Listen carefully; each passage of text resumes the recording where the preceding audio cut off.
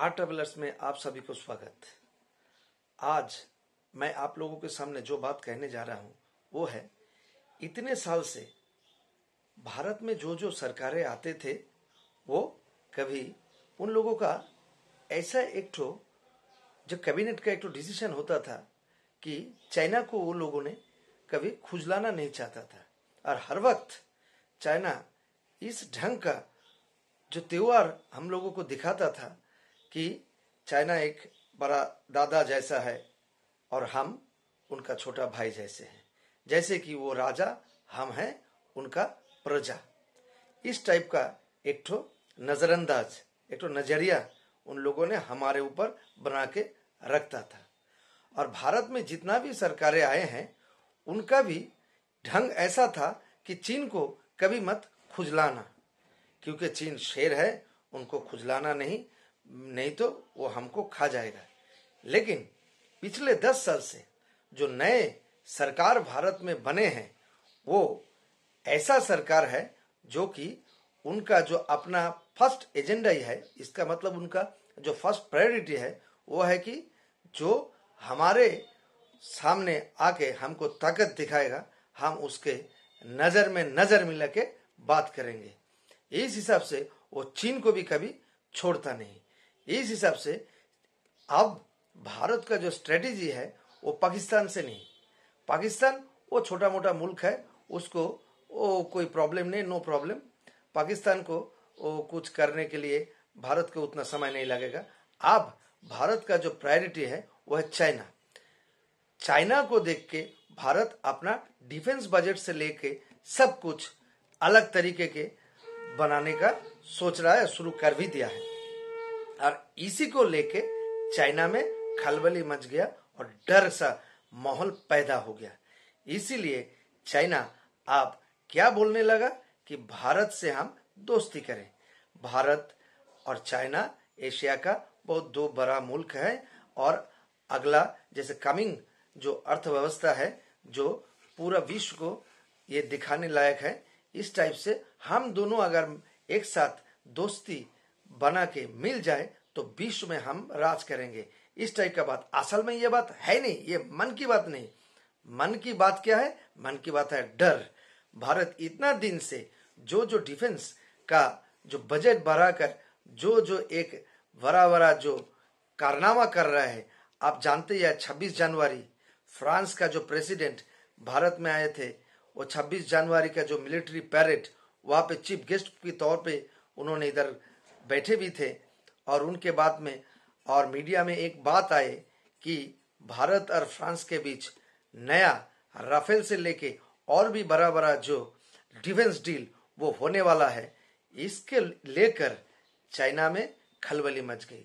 और ऊपर से DRDO जिस तरीके से इतना फास्ट काम करने जा रहे हैं और एक दिन ब दिन एक के बाद एक जो नया कारनामा कर रहा, एक नया आर्म्स एंड एम्यूनेशंस बना रहे, इसको देख के चाइना का नींद हराम हो गया।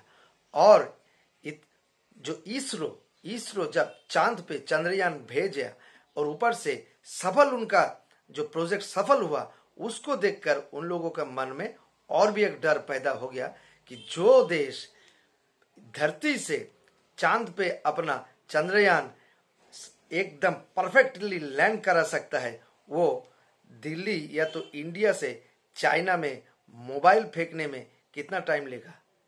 यह डर चाइना को सता रहा है। इसीलिए अब उन्होंने दोस्ती का बात कर रहा है। तो ये दोस्ती का जो बात कर रहा है वो मेरा कहावत नहीं और मेरा बात नहीं है।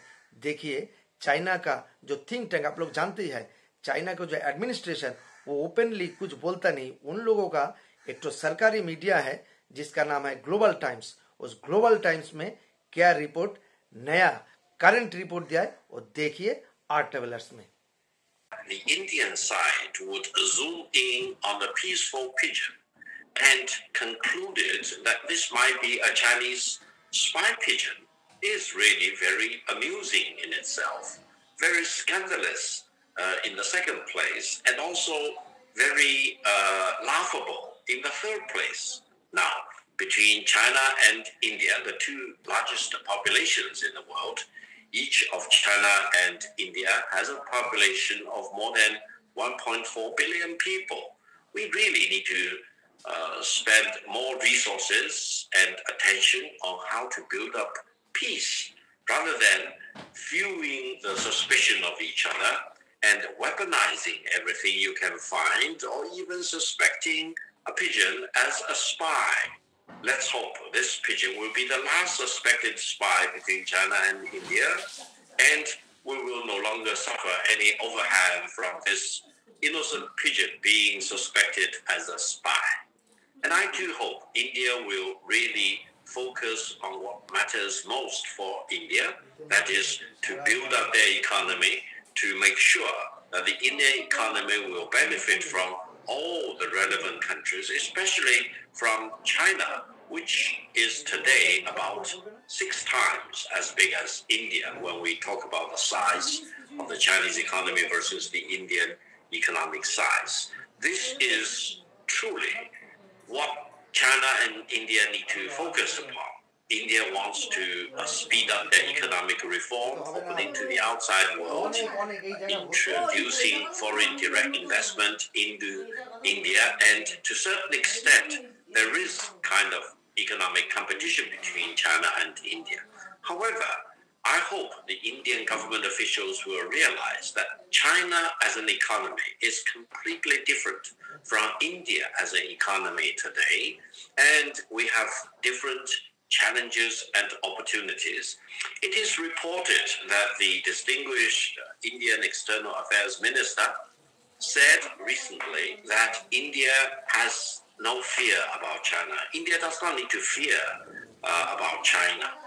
I think he says the exactly correct way in a very eminent manner.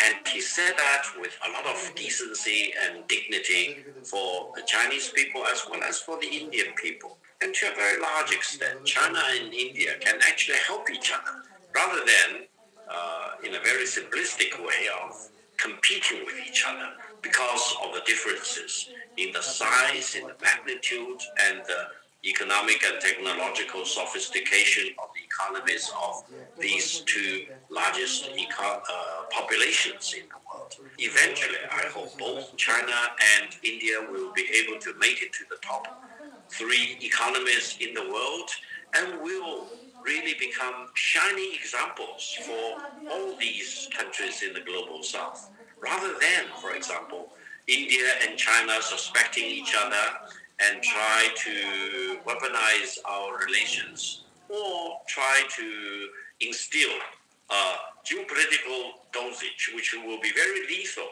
for China and India in our bilateral relations.